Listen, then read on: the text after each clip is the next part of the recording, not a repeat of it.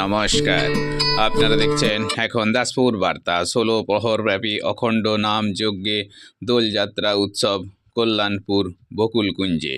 পশ্চিম মেদিনীপুর জেলার দাসপুর ১ ব্লকের নিজনারাজোল জিপি এলাকায় ঐতিহাসিক লঙ্কাগড় সংলগ্ন কল্যাণপুর বকুলতলা। এখানে ২০০ বছরের অধিক প্রাচীন মন্দিরে শ্রী শ্রী গৌরাঙ্গ মহাপ্রভুর আরাধনায় ১৬ প্রহরব্যাপী অখণ্ড নাম যজ্ঞে পবিত্র দোলযাত্রা উৎসব উদযাপিত হয়েছে। এর তত্ত্বাবধায়ক বর্গের পক্ষে মানস কুমার দলই জানিয়েছেন, রামদাসপুর, বাসড়াকুণ্ডু, নাড়াজোল, সৈয়দপুর, কল্যাণপুর প্রভৃতি এলাকার ১০,০০০ মানুষের সমাগমে নরনারায়ণ সেবাসহ নামযজ্ঞ সমাপনে শ্রীকৃষ্ণ কীর্তন গান শ্রবণে এলাকাবাসী আধ্যাত্মিক জ্ঞানামৃতে সমৃদ্ধ হয়েছেন। কল্যাণপুর থেকে শ্রীকান্ত কদমের সৌজন্যে রিপোর্টে শ্যাম সুন্দর দলই। Like and follow with subscribe এখন দাসপুর বার্তা। এই দাসপুর বার্তায় যুক্ত হন, আলোর পথে এগিয়ে চলুন।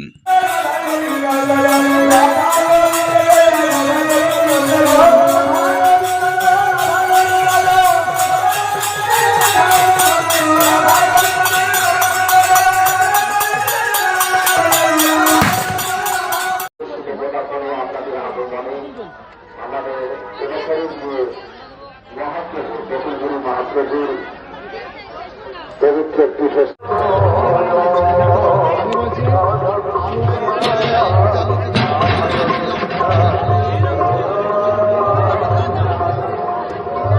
আমাদের এমার্জেন্সি পরিষেবার জন্য জেনারেল চালানো হয়েছে।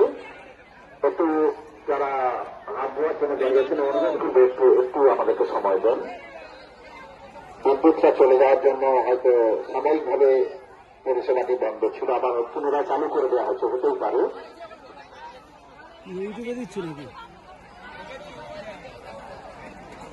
আর যারা দূর দূরান্ত থেকে আসছেন, যারা যে সমস্ত ভক্ত মনোযোগা প্রসাদ পাওয়ার জন্য, তাদের উদ্দেশ্যে আমাদের একটাই বিনীত অনুরোধ থাকবে, আপনারা সাইকেল বা মোটর সাইকেলগুলো আপনারা দুই পাশে জায়গা আছে, নির্দিষ্ট দূরত্ব একটু রাখুন। অনেক ভিড় বাড়বে, বেলা বাড়ার সাথে সাথে ভিড় বাড়বে, অনেক ভক্ত সমাগম হবে, কেন এটা আমাদের বিশ্বাস।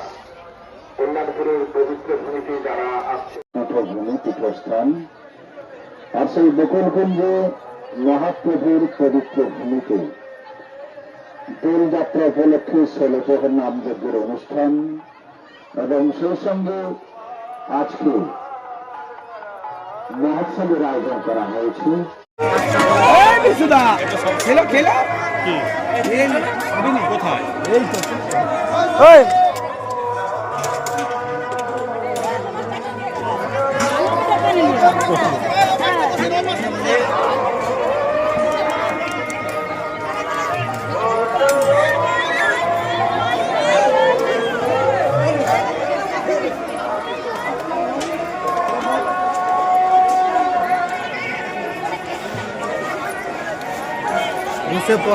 কল্যাণপুর গ্রামের অধিবাসী।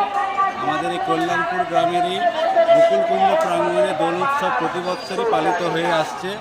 সেই সাথে সাথে ১৬ প্রহরব্যাপী নামযজ্ঞেরও আয়োজন হয়ে থাকে।